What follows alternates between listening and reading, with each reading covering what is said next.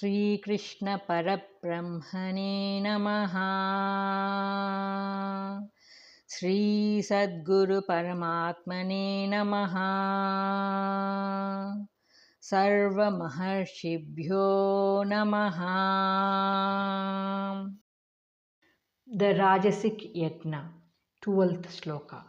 Abhisandayatu phalam dambhartamapi chaiva yat ijyate bharatashreshtha tam yagnam viddhi rajasam. Substance. O Arjuna, that yajna which is performed with the desire for fruit and which is done only for the sake of ostentation, know that to be Rajasic. Commentary. The principle of Nishkama Karma is once again emphasized here. The Rajasic man performs these sacrifices with a view to get some worldly reward and also the hopes to win name and fame by such acts of merit. Thus, the yajna loses its purity and divinity by the attachment and the pretension of the doer. Any work, if it should yield spiritual benefit, should be done free from desire and free from pride and self-conceit. The Rajasic spirit should be annihilated. Then the same work becomes a sattvic. Question. What is the nature of the Rajasic yajna? Answer. It is performed for the sake of some reward and only for the sake of ostentation, pride and self-conceit. The Tamasic Yajna is described. 13th Shloka. Vidhihinam ashrushtannam mantrahinam adakshinam Shraddhavirahitam Yagnam Tamasam Parichakshate. Substance. Yajna performed without scriptural ordinance, without distribution of food, without mantras, without gifts of money and clothes to the poor, devoid of faith is declared to be Tamasic Yajna. Commentary.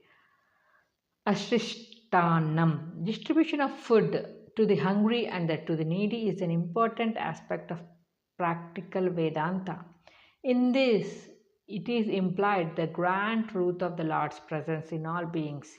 It is Vedanta brought down to the plane of practical work in the world. That is why the elders have prescribed distribution of food as an important item on all auspicious and holy occasions.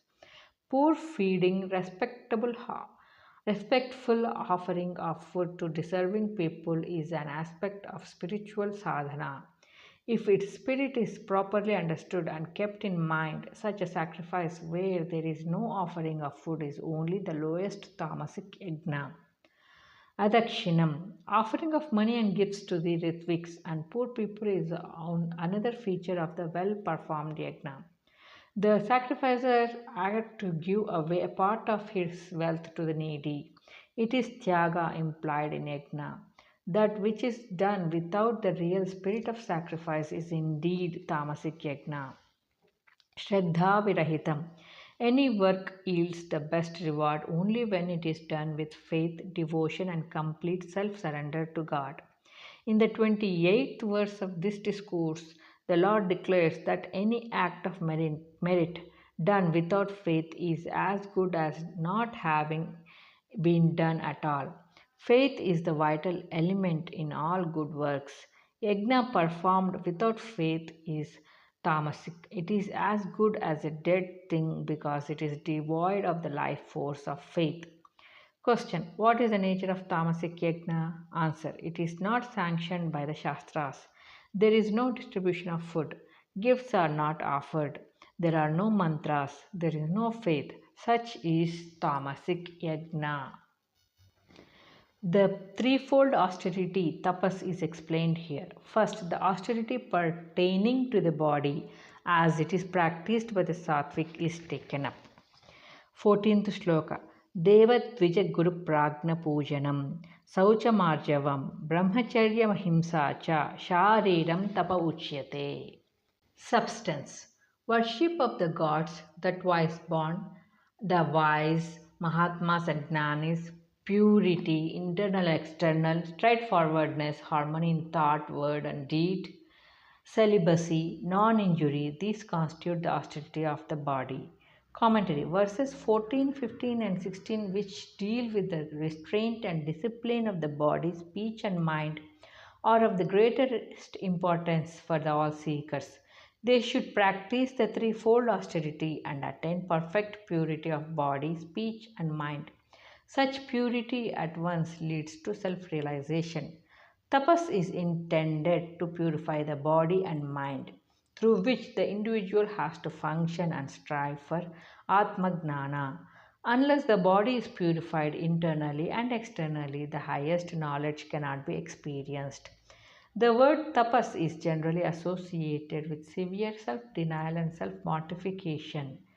People think that tapas is suffering in heat and cold, abstaining from food, standing on one leg, or keeping hands uplifted, and such other feats of physical endurance. Such horror producing practices are not at all mentioned by the Lord. No one need to be terrified by that word tapas. The Lord's interpretation is practical and within the easy reach of any seeker who is striving for Atmagnana. Men and women can practice it, so it is the duty of all sincere aspirants to undertake the discipline mentioned here and attain the goal. The austerity of the body consists of in five clear practices: reverence towards the and worship of elders, Mahatmas, and devotees. By such worship, two great rewards are reaped by the worshipper.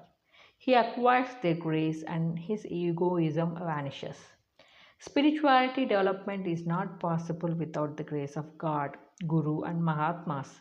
Maya does not easily give way for man to cross over. The obstacles cannot be cleared without their grace. So, the real seeker should win their blessing by humility and reverence, by service and devotion, by worship and selfless service. Their grace is infinitely helpful for man. He becomes humble, wise, unselfish, and the super obstacle, the ego, lets go. It's a strange stranglehold on the heart of man. That is why the Lord mentioned such worship as the first type of austerity for the body. Dvijaha, the twice born. Twice born means the man, after he acquires Atmagnana, takes a new birth quite distinct from the body and mind with which he was born. It is indeed a second birth for having attained Atmagnana.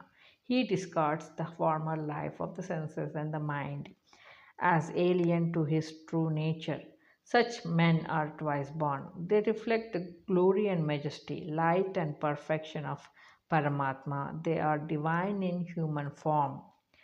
Prajna. Those who have prajna, that is a gnani. Prajanam Brahma. Pragnanam Brahma. That is the Upanishadic declaration. It is the essence of Brahman. It is the knowledge supreme, and the man who possesses it is Prajna, knower of Brahman.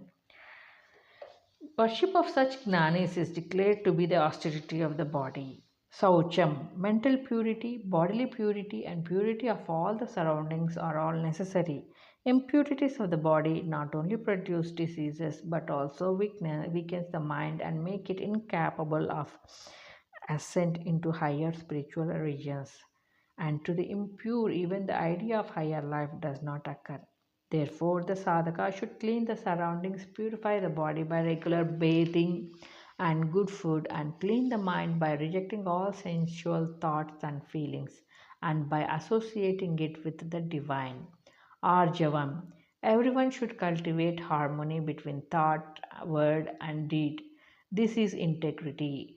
Crookedness, like the crawling reptiles, is the sign of a poisonous heart filled with selfish and cruel motives.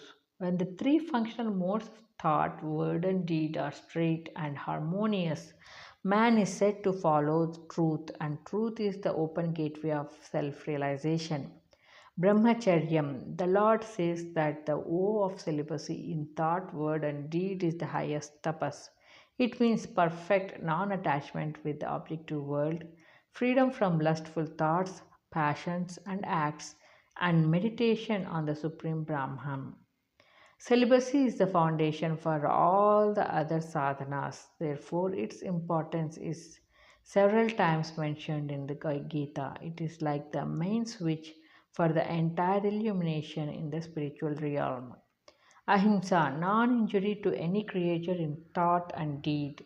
Ignorance of truth is injury to one's own self. So man should acquire knowledge of what he really is, what this world is, and who the ruler and controller of this universe is. By this understanding, man frees himself from constant self inquiry. It is needless to say that injuring other being is strictly prohibited by the Shastras. Such harmful thoughts and acts are a negation of the basic truth of the Lord's presence in all beings. Question: what is the austerity of the body? Answer: reverence and worship of the Devas, Gurus, and Brahmanishtas, purity of body and mind, integrity, continence, non injury. These five constitute tapas of the body.